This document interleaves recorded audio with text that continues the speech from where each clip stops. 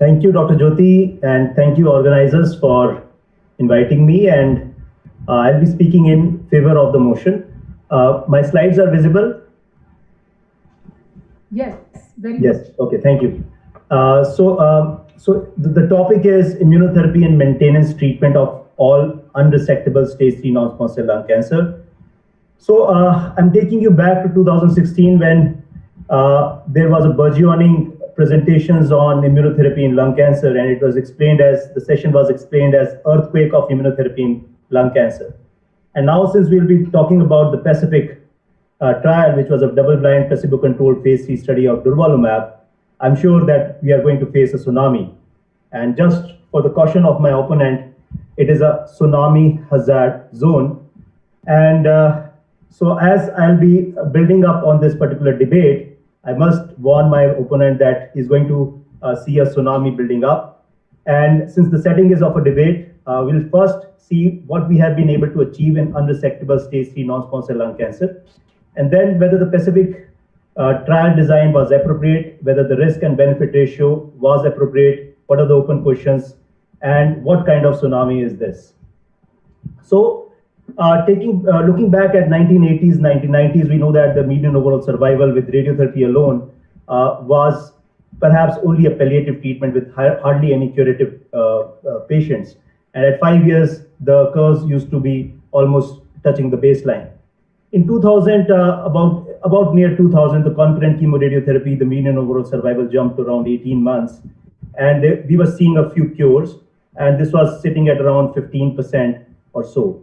Not that we did not try to make any headways in improving these survivals. So we tried to increase the radiotherapy doses. The RTOG 617 Lancet Oncology publication did look at that, and there was actually inferior survival by shifting radiotherapy dose from 60 gray to 74 gray.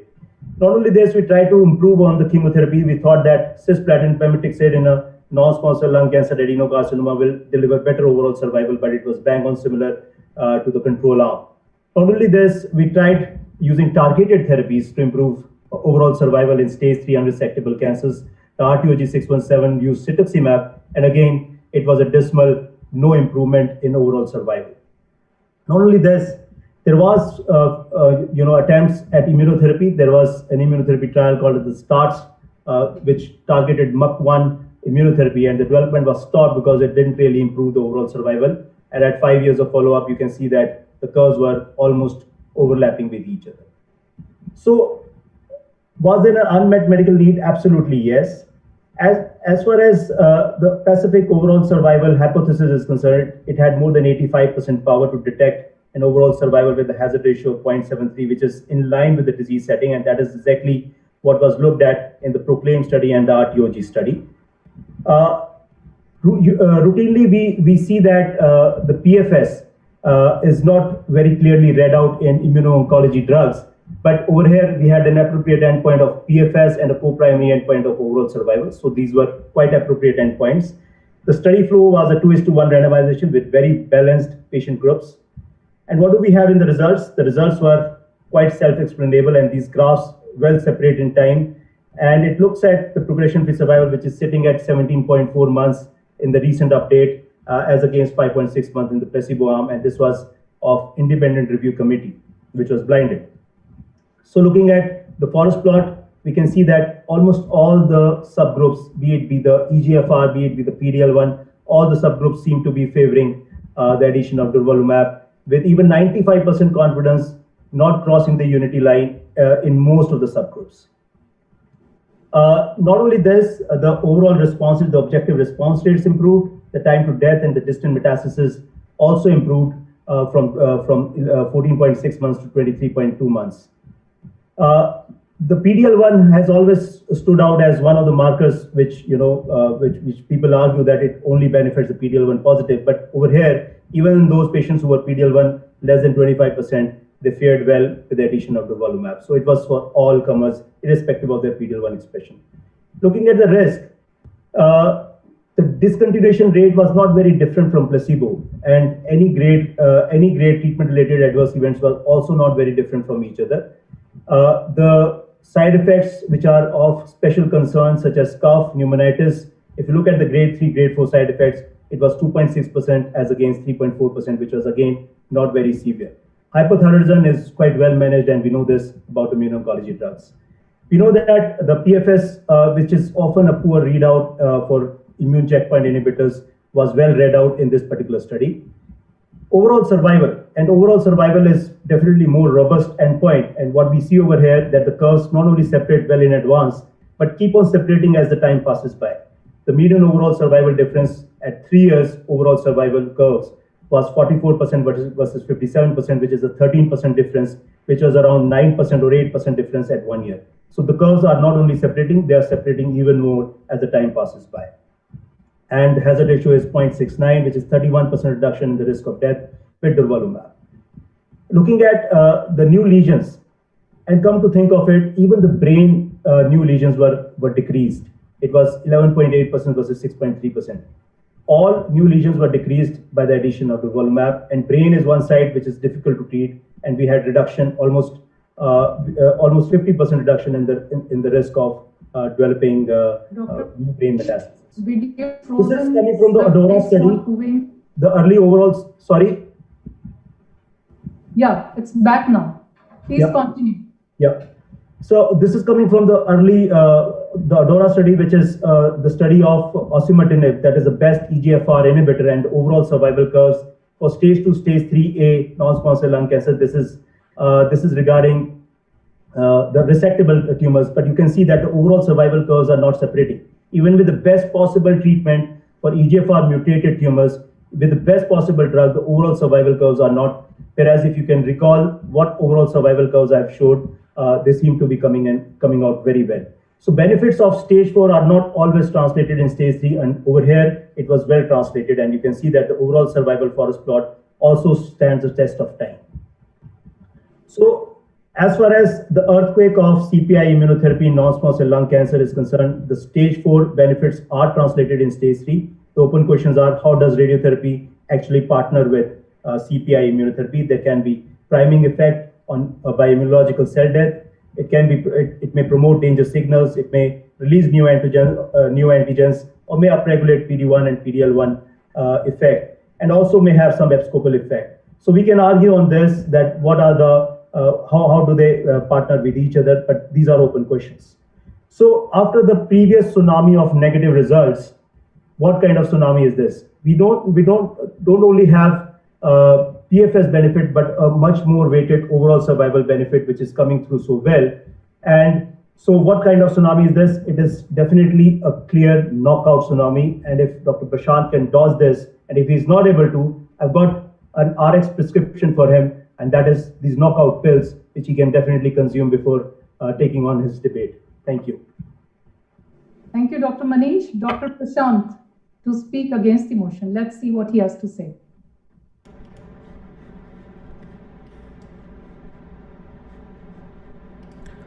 So a very good evening to everyone. And thank you so much, Dr. Manish. That was such a lovely presentation. I thoroughly enjoyed listening to it. But actually, you failed to show the other side of the data, which I'll be showing everyone. And it will be an expose. So this was a paper in NEGM which Dr. Manish was so excited about, and Durvalumab was deemed as the best possible treatment for this kind of a situation in patients post CCRT, irrespective of PDL1, irrespective of mutations, and IO was also administered within 42 days of the last radiotherapy, which is amazing. So what is important for IO drugs is there's too many Me Too drugs. Too many IO drugs are similar, and each company is pushing its own drug for a different indication. And not only that, they want a new biomarker for every drug and every indication. So each drug is pushing for a different biomarker and carving out their own niche in various indications, and it's such a waste of resources, funds, unnecessary increase in cost. And even with the so much of PAP assistance, these drugs are ruthlessly expensive. And whatever PAP the companies may bring in, the bottom line remains this. So look at the original paper, irrespective of PDL1, less than 25%, more than 25% unknown, there was a PFS advantage in the forest plot. You can see the hazards are favoring. And also, when we look at the post-hoc analysis, which was actually requested by EMA, in this analysis, you can very well see that the stratification was changed. and in less than 1% PDL1, the hazards were not favoring immunotherapy and not favoring Durvalumab. And in this PDL1, less than 1% overall survival was not actually favoring IO arm. And please remember this number, 90 patients and 41 events. Please remember this less than 1%. I'll add on the numbers later. And then Dr. Manish will know something more about this data, the other side. So this is the EGFR subgroup also. We need to look at this. These were the mutants. They did not benefit. The EGFR mutated. Also the unknowns, they also did not benefit.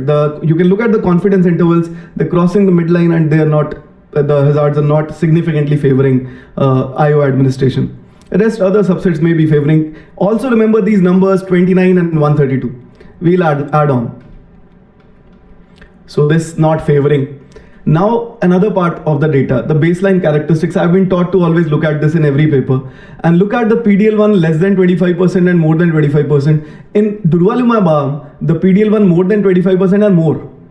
It's unbalanced. So that's another problem with the data.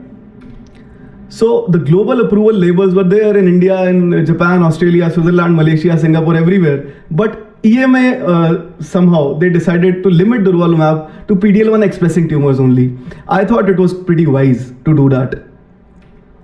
And thus I come to this conclusion that there is no role of IO in all subsets of stage 3 NSCLC, especially the PDL1 negative subgroup. We are not certain about the improvement in OS. The EGFR mutated population, we are not certain of role of IO. Al cross 1, I could not find the data in this. And also, this is a paper on ECOG PS 0 and 1 patients. How many of these our patients are always, ECOG PS 0 and 1? Some are 2 also. So if we add on the number of PDL1 less than 1%, EGFR mutated and unknown, which actually did not benefit, the hazards did not favor. These are 348 out of 476. You can calculate, Dr. Manish. Did not benefit. 73% did not benefit. So we don't know. So a very small subset actually benefited. So administration of IO post CTRT also, we don't know within 42 days how to administer. Not very easy, not very practicable. Maybe we'll get used to doing this. It will be difficult though. So there's a continuous administration 1 year. There may be toxicities. We don't know the long-term toxicities as yet. And when the patient is re-challenged with IO later, when he progresses, some patients will progress, or everybody will not get cured actually. So this is going to be a problem. And some open questions for Dr. Manish and as well as all the audience. So following CRT and surgery, what are you going to do? Following surgery, somebody gets a CCRT and gets a surgery done, what is going to be the protocol? Following sequential CT and RT, we follow that so commonly. We do it for our frail patients. Many patients don't get CCRT. What are we going to do for that subset of patients? And somebody who has asymptomatic pulmonary infiltrates following CCRT, a common situation. How are you going to start IO? And somebody who's PDL1 negative, EGFR mutation positive, I don't know the answer yet. So we will need to test for biomarkers. Now, the biomarkers will be done in this setting as well, and they will be important. So we need to really understand and dwell into the data more, and probably there is still time to call it a day and say that everybody post CCRT is going to get IO consolidation. Thank you. Thank you, Dr. Prashant, for taking up the challenge and speaking so well against the motion. Dr. Manish, your chance. Yeah, thank you. So only one very important thing. So we know that radiotherapy modulates the PD1, PDL1 status. And so those who are deemed negative, perhaps that's the reason the curve is still separating so well. And looking at that small subset may not really tell us what's happening with the PDL1 negative population. And moreover, we are looking at a small biopsy about PDL1. And the last point, which is the most important point, is the test of heterogeneity. So whenever you look at a subset analysis, you can't really draw very robust conclusions because you have to look at the test of interaction. And the test of interaction, whenever you look at a smaller subset, it actually becomes redundant. So I think the conclusion have to be drawn very carefully when we look at a smaller subset, and we cannot deny the benefit just based on cost. And this is a scientific forum, so we are not really discussing cost. Cost is definitely an impediment, and I think that message should go very clear to the drug companies. But I think it's definitely a path-breaking results, and it's definitely very, very practice-changing. Thank you, Dr. Manish, and thank you, both of you. Any comments? Yes, Dr. Vaid, sir? I think I compliment both the speakers, Manish and Prashant both. It was an excellent debate. Congratulations to both of you. Thank you so much. Yes, and I fully endorse that. It was really exciting and very informative. Comment here, Jyoti. Yes. Jyoti, can I make a comment? Yes, sir, please. Manish and Prasant, great debate, but let me add on something, Manish. Yes, sir. Economics is science. It is just not the question of cost. It is a science. Of course, sir. It is. Evidence-based medicine is based just not on randomized clinical trials. It is based on patients' preferences, availability of resources, and expertise. Please keep that in mind. That's David Sackett's statement. And let me just point out very clearly, the test of heterogeneity is more required when you look at a bigger data which is heterogeneous. Right? Yes. Thank you, sir, for